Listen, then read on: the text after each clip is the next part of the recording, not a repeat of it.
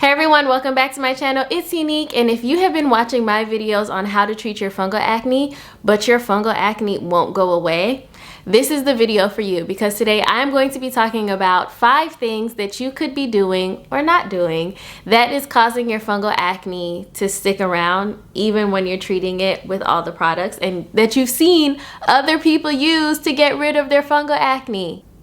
That's what we're going to be talking about. So let's get into it. The first thing that you possibly could be doing wrong is that, yes, you've started using an antifungal to treat your fungal acne, but you did not take the time to look at the rest of the products that you're using on your face to make sure that those products will not trigger your fungal acne. And I'm not just talking about skincare, I'm also talking about your makeup, your sunscreen, anything that touches your face. You need to make sure it's fungal acne safe, especially during the time that you're treating it, because it's counterproductive for you to spend the time and the coin, girl, on antifungals to then continue to feed the fungus with your other products. So I want you to check out Skin Charisma. I love this website. It has a cosmetic analyzer. I've talked about this before, that does a really good job at analyzing the ingredients in your products and then letting you know whether it is fungal acne or Malassezia safe. In this video, I actually show you how to use Skin Charisma's cosmetic analyzer as we were looking through all of the Ordinary's product offerings to see what they had that was fungal acne safe. So if you want to see exactly how to use it, go ahead and watch this video. So I want you to sit down and check all the ingredients on your skincare, all your makeup ingredients, your sunscreen. Sit down, take your time, and analyze each product. Make sure it's fungal acne safe. And if one of your products are not,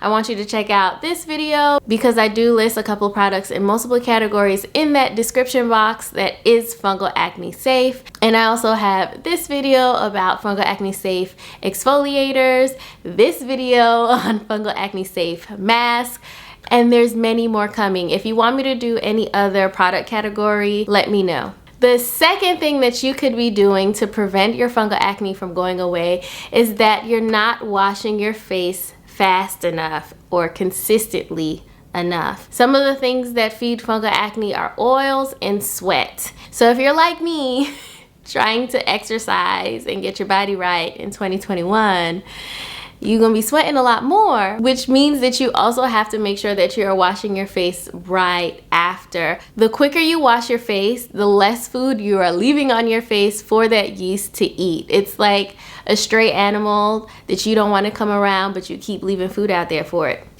Of course that raccoon is gonna be in your trash can, sis. You're leaving the trash can out there for it to eat. That's the same thing with fungal acne. If you are sweating and yet you don't take care of it until the end of the night, you have laid out a feast on your forehead for the entire day. That fungal acne is not going nowhere. It might lessen, it might diminish, but you keep feeding it, so it's gonna keep coming back.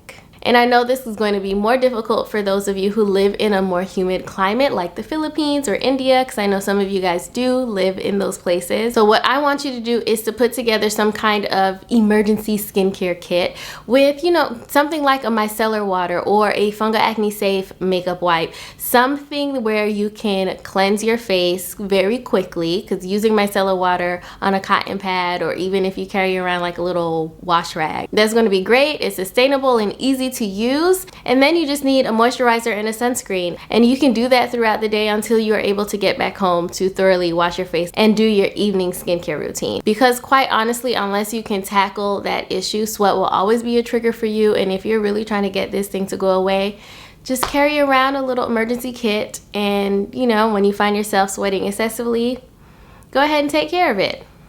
Okay, pause, girl.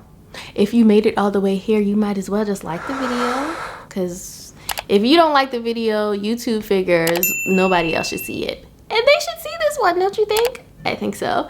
And then subscribe, because we're fun over here. We're fun. I'm cool. No, but seriously, do consider subscribing if you like content like this, and leave me suggestions in the comments of things that you guys want to see going forward into 2021. And let's continue with the rest of the information. The third thing that we have to address is our diets. As much as I don't want to talk about it, Let's talk about it. We can feed the yeast on our face not just by what we put on it, but what we put in our bodies, which means our food choices. And it really just comes down to our gut health. If you are eating an excessive amount of processed sugars, you are feeding the yeast internally. You are creating a food source for that yeast to thrive and live a well, happy, fed life on your face or your body. And trust me, this one is hard for me too, but I notice when I am not eating a lot of processed sugars or processed foods, my skin looks so great. I was actually recently in Jamaica for a little bit over a week, which is a humid environment, but I was not eating a lot of processed foods or processed sugars because I was spending more time eating, you know, all the good stuff that I was missing because I'm here in the States. So I was eating a lot more whole foods, still getting my fruits in because I can't go to Jamaica and not eat June plum. It's sweet sop. That's not gonna happen. So I was still eating a lot of fruit, but I was not eating a lot of processed foods or sugars. I mean, which is easier in Jamaica because everybody wants to cook for you when you're visiting. So yeah, I don't have that here. But there has been a connection found between fungal acne and the amount of processed sugars that we intake into our bodies. So as we start this new year, what I'm doing as well is cutting down the amount of sugars that I am ingesting. So that means instead of having wine every single night, I might have one twice a week. It pains me just to say it, but my face thrives, and my skin, my body in general, thrives so much more when I am not eating so much processed sugars. So try that. If you are doing everything else and yet it's still persistent, take a look at your gut health. If that means taking more pre, pro, postbiotics, if that means increasing the amount of green leafy vegetables that you're eating, cutting down on sugars. If you're eating a lot of meat, maybe cutting back on the amount of meat that you're eating and increasing the servings of green vegetables in your diet. The health of our gut is connected to so many organs, so many processes in our bodies, that if we focus on gut health, we probably can get rid of a lot of the other issues that we're dealing with, including fungal acne. The fourth thing that you could be doing that is keeping your fungal acne on your face is that you are not consistent with your treatment. I know I'm talking to you. Yes, you, where you only put that sulfur ointment on your face once a week while you're in the full throes of fungal acne infestation and you're wondering why it's not going anywhere. Well, sis, if you're only treating it once a week but you're feeding it 6 other days, what you think is gonna happen? It's a party on your face for 6 days. It's like working out Monday and looking at the scale on Friday and wondering why you still gained weight. Come on, let's get serious. While you are in the midst of an active fungal acne outbreak or active Malassezia outbreak, you have to be extremely consistent with your treatment. You cannot just treat your face once a week and think that's going to be enough. That is maintenance. That is maintenance. Malassezia is relentless, which means that we have to be relentless in our treatment phase as well. If you're prescribed an antifungal by your dermatologist or by your doctor, they want you to take it every single night. If you don't have access to a dermatologist and you're using the sulfur ointment, you have to use it every night. If you're using Nizoral, I don't care if y'all use Nizoral, if you have the 2% and you're using Nizoral, you have to use it every night until you can get it under control. Do not think that using any of these treatments once every now and then is going to get rid of your issue. It's not. It's not. So if you aren't consistent, they consistently gonna be acting up on your face, and you need to stop leaving me comments that this stuff don't work, because it do work. It's you not working it. It's a difference. I'm just saying. The fifth thing that could be going wrong and why your fungal acne keeps coming back is because you revert to your old ways and your old products too early and too quickly. The second that you see your antifungal working, you go back and you start using the products, or you go back to what was triggering your fungal acne in the first place. Ooh. So let's talk about this one, because I do get comments or questions asking me if you could ever go back to, you know, your rosehip oil or your jojoba oil, or do you always have to stick to fungal acne safe products? So let's address it. Now, I can only talk to you guys from my personal experience when it comes to fungal acne. And for me, this is the second time that I've dealt with fungal acne. The first time was a couple of years ago, and I want to caveat that by saying that I did not know that that is what I was dealing with until this experience. What happened the last time was that I just happened to switch to a plant-based diet. I don't know if any of you have heard of the Daniel's fast. So I started with the Daniel's fast and continued on with basically veganism. I don't want to call it that way because veganism is like a lifestyle in my eyes, and I eat meat now. So I wasn't a vegan. I was just following a plant-based diet at that point, and I did that for almost 2 years. And in that span of 2 years, my fungal acne completely disappeared, and I was able to use products that would trigger fungal acne, right? They were filled with esters, oils, fatty acids, all that good stuff, and I didn't have an issue. And that was quite a while ago, so I went about 3 years using those products with no issues. I think what triggered me this time was because I went back to my old ways of eating, which included a lot of processed foods, and I had started exercising more consistently. So I was exercising sometimes even twice a day and not washing my face right after. I would go hours before I would wash my face after exercising. And then I started using a sunscreen that is like over the top filled with oils. Like, that sunscreen, girl, was not a sunscreen. It was an oil with a sunscreen label.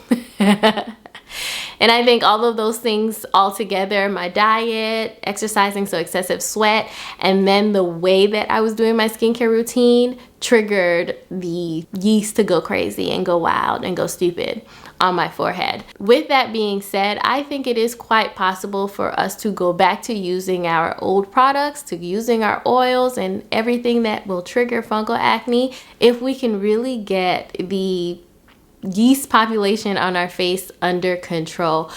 With that, I think it's more than just the products that we use. I think it does go into our diets and our lifestyles and our routines. I think once we get all of those together and you don't have a fungal acne issue for months, I think at that point, then I would say, okay, maybe start testing out products that will trigger you. I just don't want to tell you guys, yes, you can go back to using your products and then you revert too quickly, because some of you that I have spoken to, that's exactly what was happening. You were reverting way too fast. 2 weeks after you got rid of your fungal acne, you're going back and then you're putting a full skincare routine where every step of the way is filled with fungal acne triggers and wondering why your fungal acne was coming back.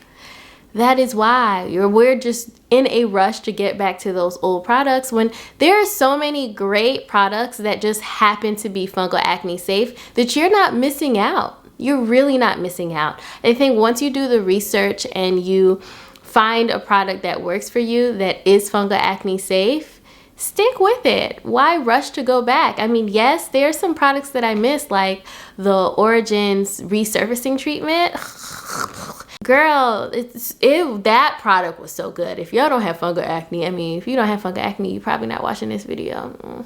But regardless, the point is, do not rush back to those products. It's okay to take a year off and fix your gut, fix your diet, fix your skincare routine, use products that are fungal acne safe, and you can still see great healthy skin results using fungal acne safe products. There are so many of them now that we are not really stuck or missing out because we have fungal acne. If it keeps coming back every time you pick up that product, it's time to ditch it and focus on the health of, like I said, your diet and your skincare routine before you run back to those products. And then also think about keeping up a maintenance routine. So even if you don't have any fungal acne outbreak, I like to use my sulfur treatment. Well, I use it more than once a week now because I've been working out. So every day that I work out, I pretty much do a sulfur treatment. But if you're not working out or you're not currently having any triggers, use your sulfur ointment or do benzoyl peroxide contact treatment once a week, and that should be enough for you. Or even if you're using like the Nizoral once a week, every week as your maintenance routine, and that should help you lessen the chances of that fungal acne coming back and taking over. Because that's the worst, is to spend all this time and all this money getting rid of your fungal acne only to have it come back because you were rushing to get back to some old product. I don't think that's worth it. Lastly, you might not even have fungal acne, and that's why it's not going anywhere.